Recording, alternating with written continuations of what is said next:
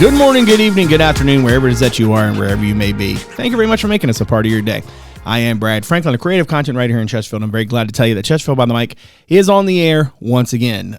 It is fall, even if the temperature doesn't want to give me fall. It's almost fall. It's kind of fall. It's basically fall.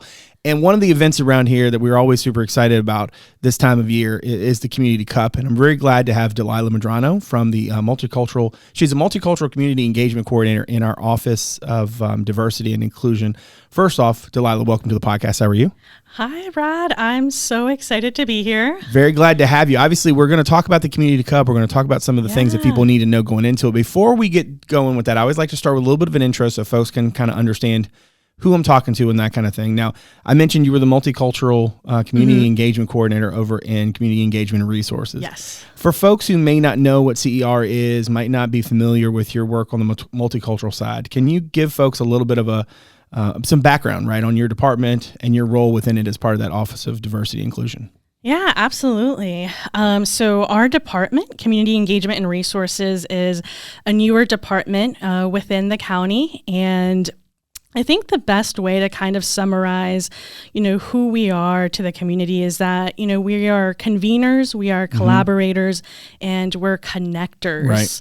And so we help convene different stakeholders together to work on community building initiatives. Right.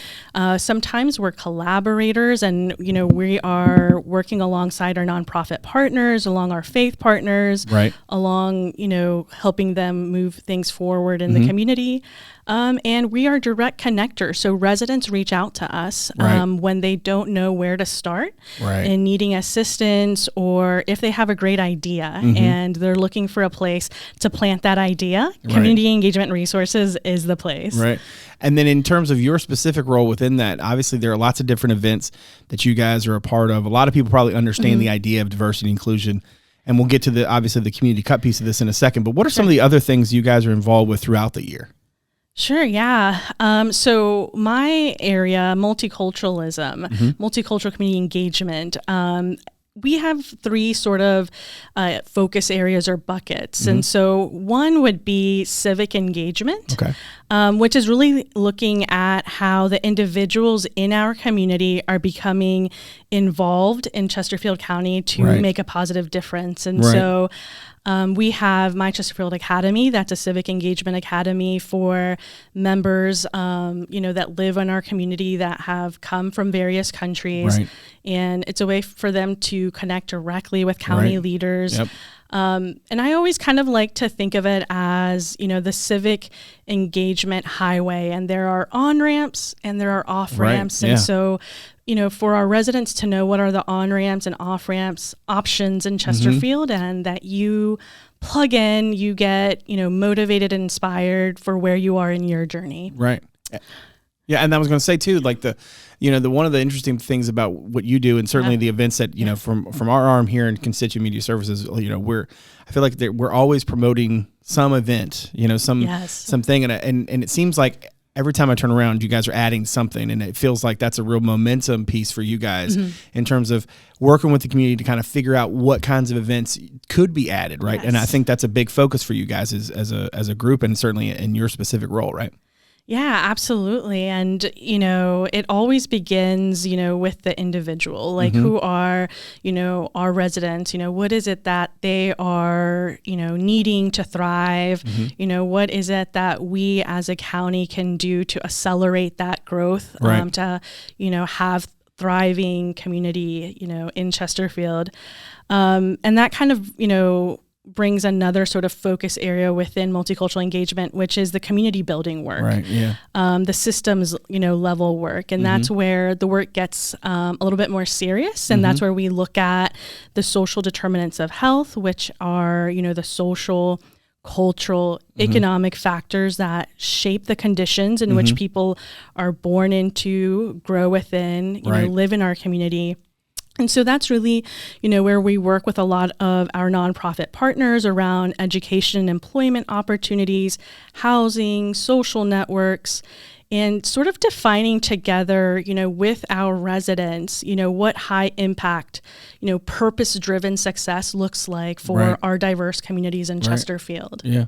And then obviously because there's so much, I mean, if you think about the county now versus 5, especially 10 years ago, I mean, it's a very different makeup, right, in terms of the community. And so the government has to sort of respond to that, right? And there's this idea that, the more information that is out there about opportunities for folks to, whether it's to connect, whether it's for folks to gather, whether it's folks to to learn, there's always, I feel like every time like I said, every time I turn around, there's something, that you guys are doing, some sort of outreach, some sort of opportunity for different parts of the community that, I think of the academy, for just the idea of being able to learn more about just how the local government works, that kind of thing. I mean, it's a huge for a lot of folks who, otherwise they wouldn't know, right, how it all works and who they need to talk to about X, Y, and Z. Absolutely. And that learning journey, is a two-way street, because it's also for, county government to learn from our residents and learn from, what they have to share, in terms of what we can do to better connect, to, better, provide services that are needed in different parts of the county. And we have such a diverse, county. Like I get to meet people from so many parts of the world. It's one of my favorite parts of my job. And we have a lot of associations that are, cultural associations. We have, the Chinese Association, Filipino, Bhutanese, African, you have various Latino organizations. More recently, you have a Ukrainian association. There's so many. I mean, the list is, I have a whole, list, but, our job is really to connect with them and to look at ways to, for the county to be collaborators in that work. Absolutely. Now, one of those, pieces of collaboration, those pieces of community is the Community Cup. So let's talk about that. Like I said, Saturday, September the 30th at River City Sportsplex. It's the 3rd annual, I believe, and obviously an event that is continuing to grow and change. And I know, for this year, there was a big focus on not just focusing on the tournament, the game itself, but also what's going on around it, the opportunities for other folks. There's more stuff for kids and families, it feels like, coming for this year. Tell me a little bit about what folks need to know sort of leading up to the Community Cup, who all's involved, and maybe even let's start real basic. What is the event itself, and what's the background on how it kind of came to be? Sure, absolutely. And so the Community Cup really started as an opportunity for our first responders to play soccer along members from our various multicultural communities. Right. And so the Community Cup is a tournament. It's a regional tournament. So you have Henrico, Richmond, Chesterfield, and Virginia State Police. Okay. And these teams each are composed of half of the team are first responders, and then the other half of the team are members of our community. Cool. And so what you see on the day of the Community Cup is you see the tournament, play out, which is a ton of fun. Soccer is such a universal language. It really is. It is the world sport. It is. Yes. No doubt. Absolutely. And part of what you don't see that day, though, is that the Community Cup really begins, weeks before, when the teams are gathering together to practice, because that competition is fierce. Henrico wants it, Richmond wants it, and Chesterfield definitely wants the cup. But they get to have that time together with the community members. And so, you're getting to know each other. If you've played a sport, the camaraderie that comes, with practice. And so, the hope is that from the tournament that those dynamics of team building translate into community building, right? Yep. You don't want your first touch point or your first connection point with, any county, representative or department to be in a time of need or trouble. And so it becomes a fun way to relationship build. Yeah. So on the day of the Community Cup, you get to see the tournament. But it really is a wider community celebration. So we have a multicultural market. Awesome. So, if you haven't had a chance to travel out of the country, this becomes a place to go to where you get to see and, look at the colors, all the rich, things that are associated with so many of the cultures that are represented in our county. And so you have artisans, you have, an opportunity to support local vendors. And, we have great food out. We have supporting our local food truck vendors. Parks and Recreation always has, the most fun activities for youth. Life Size Connect 4, there's sort of like a kid zone. Right.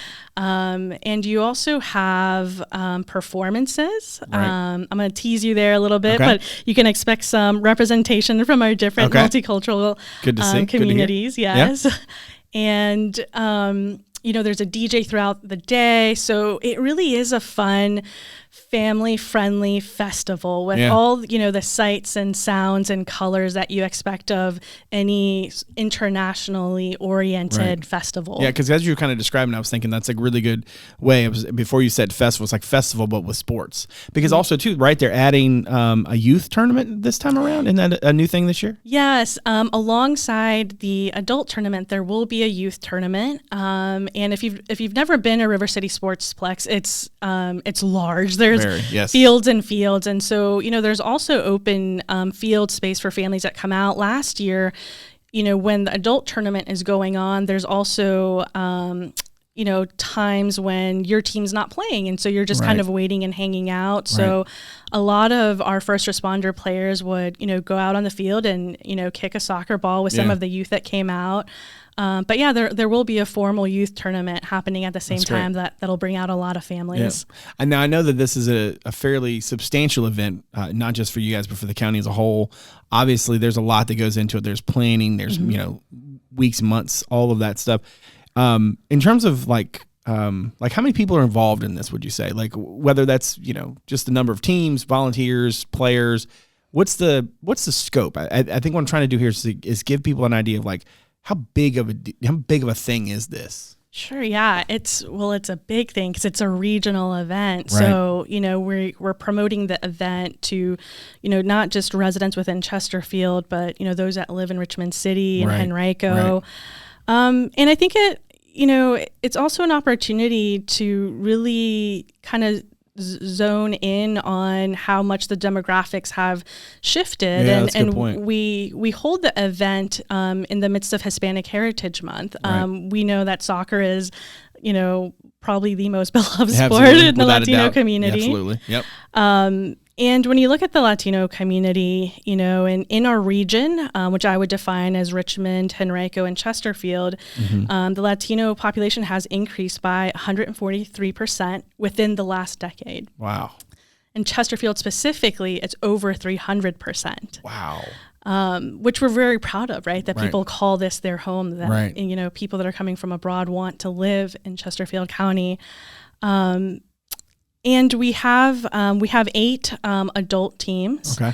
And, in terms of attendees, we're expecting really, large numbers, which is why we're holding it at River City Sportsplex that truly has the space for all the families that'll be coming out. And absolutely. I think good food, good music, vendors, fun soccer tournament, I think it's everything that you're looking for, in a Saturday afternoon with your family. Good deal.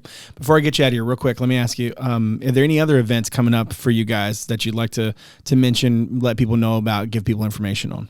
Sure. Yeah. Our department is always got something going on. 2 that come to mind is, the county was selected, across the country. There were a couple of counties and cities selected for a special economic, workforce grant. Okay. And so we are working on an event that will be held at the Perkinson Center at the end of October that will be helping to promote the next generation workforce, specifically focusing on Latino youth in high school, who will have an opportunity to meet Latinos that work within county government and across different sectors. Okay. And of course, looking further ahead, we always kick off the new year with our Three Kings celebration. Right. Yep. Which you can find all of that good stuff on our website. Cool. Well, Dalila, I really appreciate you coming on the show and talking to us about the Community Cup, talking to us about some of what you guys do. I'm pretty sure we're going to have Ashley or somebody from or Emily, excuse me, from CER come on some point soon and talk to us about, because it seems like you guys are super involved and super busy, and there's lots of stuff for people to know about. But thank you very much for coming on the show. I appreciate it. Absolutely. Thank you. It's been fun. Long time fan, first time caller. I appreciate it. Make sure you check us out on social media. On Twitter, it's at Chesterfield VA, and on Instagram, it's Chesterfield Virginia, all one word. And on Facebook, you can check out our podcast page. Just search Chesterfield Behind the Mic. Now, make sure to follow or subscribe to the podcast on Apple Podcasts, Spotify, Google Podcasts, Overcast, or wherever it is that you get your programs. And if you're so inclined to give us a rating and review, we greatly appreciate it. As always, a video version of the show is available on our YouTube channel as well as on our website, chesterfield.gov/podcast. That's also where you can submit feedback anytime, make suggestions, or just reach out to us. You can also watch the show on WCCT Thursday through Sunday at 7, on the weekends at noon. That's Comcast Channel 98 and Verizon Channel 28. Lastly, you can check out chesterfield.gov/connect with us for more ways for you to connect with us and find out more about Chesterfield County. My thanks to my director, Martin Stith, my executive producer, Teresa, Bonifas, and all the good folks from Constituent Media Services for all they do. And my thanks to you for joining us today. So, from all of us here in Chesterfield, thanks again for making us part of your day. We'll see you again real soon. Take good care.